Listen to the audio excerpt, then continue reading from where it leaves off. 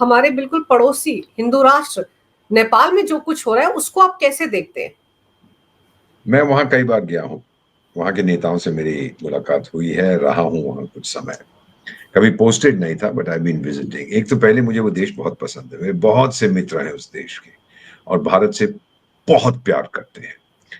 अब इसमें कुछ लोगों का मानना है कि बेसिकली ये दंगा शुरू हुआ है कि यंग लोग वहां के भड़क गए थे, क्योंकि आप लोगों ने उनके सोशल मीडिया प्लेटफॉर्म्स पे प्रतिबंध लगा दिया। सरकार डर गई थी कि ये जो यंग पीपल है, जिसे आप जेन जी कहते हैं, ये पहली जेन जी रेवोल्यूशन हो रही है। जनरेशन जेड, नौजवान जिनकी उम्र 15 से 25 तक है। मैं तो जेन ए का हूं ना, एंशंट, पुराने ख्यालों के। तो ये जो जेन जी वाले हैं, इन लोगों ने देखा कि भाई हमारी जो कम्युनिटी जो है यंग पीपल की, हम एक्सचेंज करते थे इंफॉर्मेशन, उसको इन्होंने बैन कर दिया। अगर सोशल मीडिया प्लेटफॉर्म को बैन कर दिया तो एक दूसरे से बात कैसे करोगे? मिसाल के तौर पे हर महीने हजारों नेपाली चले जाते हैं देश छोड़ के, क्योंकि वो अपना भविष्य वहां नहीं देखते। हमारा एक पड़ोसी है आतंकिस्तान, उसका पता नहीं दूसरा नाम क्या है, वहां से भी लाखों की तादाद में लोग हर साल भाग जाते हैं, because they see no future. वो चाहते हैं कि हम विदेश में जाएं, कुछ पैसे बनाएं, कुछ करें। यहाँ पे तो कोई भविष्य है नहीं। तो नेपाल की भी यही हालत है, बहुत से लोग चले जाते हैं। फिर भारत में फौज में उनके भर्ती होते थे, फिर जब से अग्निवीर सिस्टम शुरू हुआ है तो वहां पर भी भर्ती कुछ कम हो गई है। अब मेरा मानना है कि ये लोग जिन्होंने ये आंदोलन किया है, काफी देर से ये परेशान थे। तीन मेन चीजें हैं जो इनको नाराज कर रहे। सबसे पहला है भ्रष्टाचार। मैं वहां गया हूं बेटा, यू कांट इमेजिन कि कितना भ्रष्टाचार, कितना भ्रष्ट देश है वो। सरकारी अस्पताल में जाओ, जहां पर एडमिशन फ्री है, डॉक्टर कंसल्टेंसी फ्री है, मेडिसिन फ्री है, वो भी घूस मांगेगा। स्कूल में जाओ, गवर्नमेंट स्कूल में एडमिशन के लिए, वो घूस मांगेगा। और कुछ काम कराना है सरकार में कहीं जाके, कैन यू बिलीव दिस, आप अगर किसी शहर में रहते हैं, आप अपनी बिजली का बिल जमा कराने जा रहे हैं तो वो घूस मांगेगा, मैं नहीं करूंगा, बिजली काट दूंगा तेरी। Now with this kind of this level of corruption, naturally young लोग नाराज। दूसरा unemployment, under employment. Under employment का, मैं तो इकोनॉमिस्ट हूँ, अंडर एम्प्लॉयमेंट का मतलब होता है कि you are not working to your potential. जो आप कर सकते थे आप वो नहीं कर रहे, उससे बहुत कम कर रहे हैं। सरकार तो कहती है 20% है अनएम्प्लॉयमेंट, झूठ बोलते हैं। बहुत सी सरकारें झूठ बोलती हैं। माई फिगर जो मेरे दोस्तों ने बताया, मेरी नेपाल में उनसे बात होती रहती है, इंटरेस्टिंगली व्हाट्सएप पे कहते हैं प्रतिबंध लगा दिए, लेकिन व्हाट्सएप पे तो मुझे मैसेजेस आ रहे हैं वहां से। हो सकता है वो कोई वर्चुअल प्राइवेट नेटवर्क यूज कर रहे हो। तो वहां पर इट्स क्लोजर टू 60%। यानी 100 में से 60 नौजवान, जिनको हम जेन जी कहते हैं, 15 से 25 साल की उम्र के, उनके पास रोजगार नहीं है। ये दूसरी बड़ी चीज जो इनको तंग कर रही है। और तीसरी महंगाई। वहां का एग्रीकल्चर खत्म हो गया है। और जो यंग पीपल हैं, जो अपने पेरेंट्स पे डिपेंड करते हैं, जिनके पास अपनी नौकरी नहीं, उनको हर चीज महंगी अब मिलने लगी है। एक जमाना होता था जब भारत में जो अमीर लोग थे वो भाग जाते थे नेपाल। उस समय वो खरीदने के लिए कॉर्डलेस फोन लेने, ये लेने, वो लेने नेपाल में आते थे, भारत में नहीं आते थे, हमारे प्रतिबंध थे। अब उल्टी चीज है, वो यहाँ आते हैं हर चीज लेने के लिए। तो नेपाल में अब इतनी महंगाई हो गई है कि 2 वक्त की रोटी भी अब मुश्किल से मिलती है लोगों को। अब जो यंगस्टर्स हैं, जो कॉलेज किया है, पहली डिग्री ले ली है, बीए किया है, बीएससी किया है, या एमबीए या बीबीए किया है, वो बड़े नाराज हैं।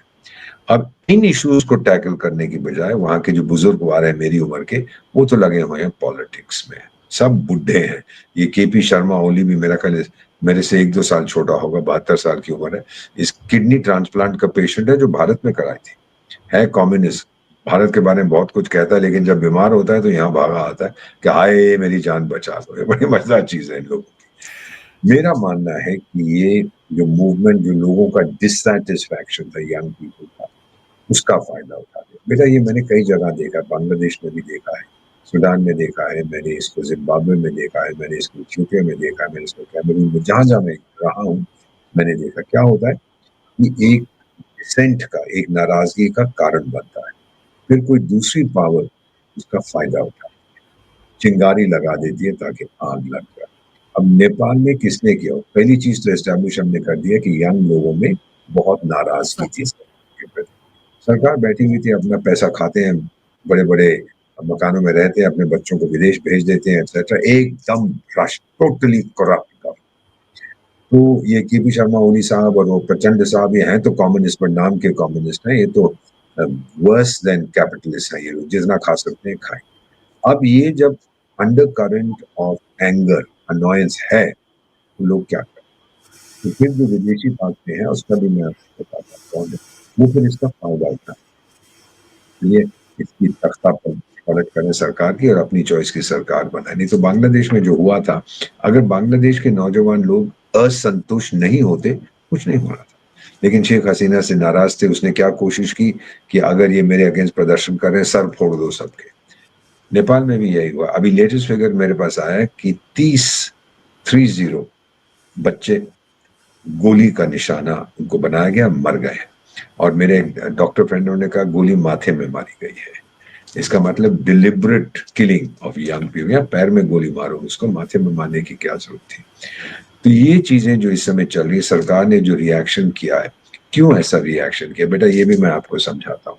ये ओली फोली और वो चंडा पंडा प्रचंडा जो भी उसका नाम है, ये चीन के क्या शब्द इस्तेमाल, चीन के चमचे हैं, महा चमचे। आपका कहने का मतलब है कि जो कुछ हो रहा है इस वक्त नेपाल में, उसके पीछे कहीं ना कहीं चीन का कनेक्शन है। आपको याद होगा कि देश की राजधानी में, भारत में भी, पूरे देश में बहुत बड़ा डेमोन्स्ट्रेशन हुआ था 2011 या 12 में, जिस लड़की का बलात्कार हुआ था बस के अंदर और उसकी बॉडी को बाहर फेंक दिया था, निर्भया, आपको याद? निर्भया। और फिर बहुत बड़ा डेमोन्स्ट्रेशन हुए थे देश की राजधानी में। जो इलाका है between India gate and Rashtrapati Bhavan, उसको पूरा घेर लिया था बच्चों ने। और मैं आपको एक चीज मजा बताता हूँ कि एक फॉर्मर पुलिस कमिश्नर ने मुझसे बताया था, उनको आदेश मिले थे कि भाई इसको कंट्रोल करो, अगर जरूरत पड़ी तो आप भी फोर्स यूज करो। तो कमिश्नर साहब जो रिटायर्ड है, उन्होंने मुझसे कहा कि एम्बेसडर, मैंने अपना इस्तीफा भेज दिया था कि मैं अपने बच्चों पे गोली नहीं चलाऊंगा। Which is a wonderful thing to do. हमने, अगर हम भी भड़क जाते, सरकार भड़क जाती, एक तो सरकार टूट जाती, ऑपोजिशन वाले तो तैयार होते हैं कूदने के लिए कि फायदा उठाओ इसका, लेकिन नहीं हुआ तो वो अपने आप सिचुएशन डिफ्यूज हो गई।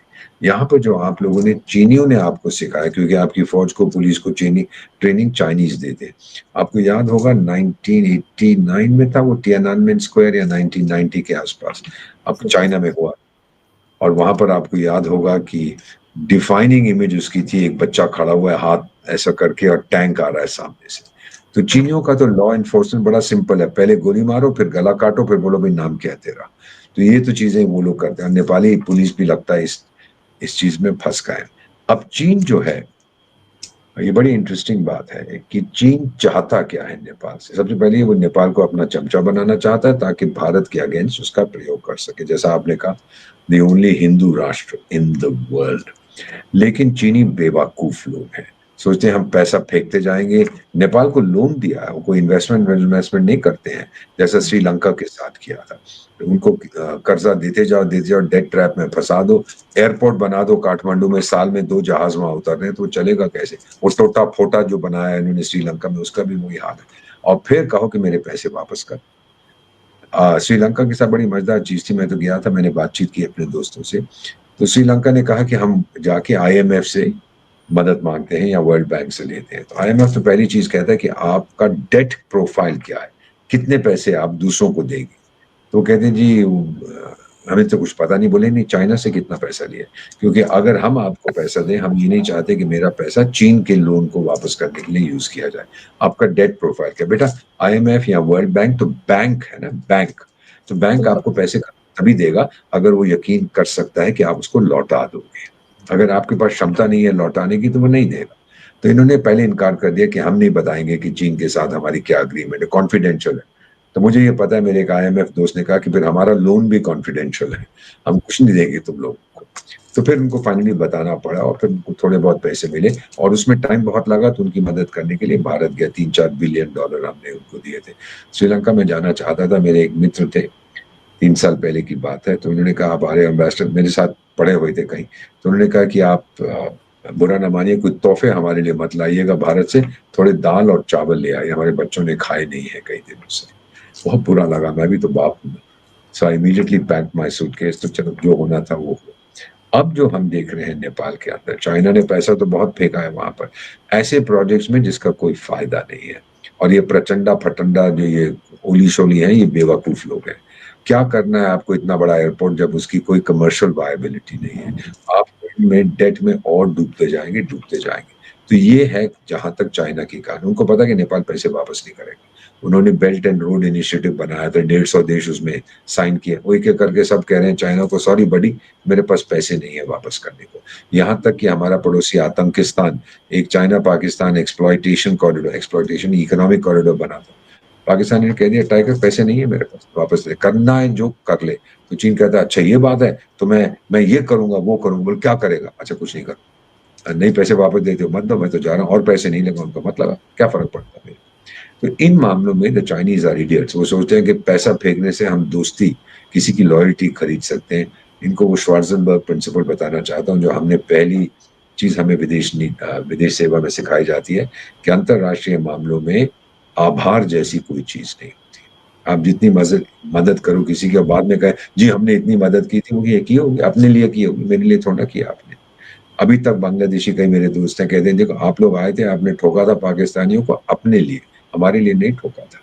अब बहस करने का कोई फ़ायदा नहीं है उनके साथ। तो अभी जो हम देख रहे हैं कि चाइना बिल्कुल बुरी तरह से फँस गया है कि पैसे लगा रखे हैं, पैसे वापस नहीं मिल रहे हैं। अब ये जो सरकार है, मैंने ये भी सुना है कि उन्होंने कहा, मेरे नेपालीज़ फ्रेंड ने कहा है कि ये केपी ओली शर्मा की सरकार ने बोला जी हमारे पास पैसे नहीं है वापस करने को। तो चीन ने कहा यार फिर इसको हटाया जाए।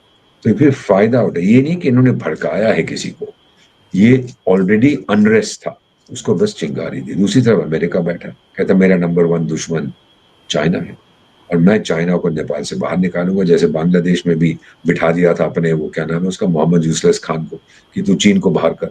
लेकिन यूसुफ खान तो चीन के बिस्तर में घुस गया, फिर अमेरिका उससे नाराज़ हो गया।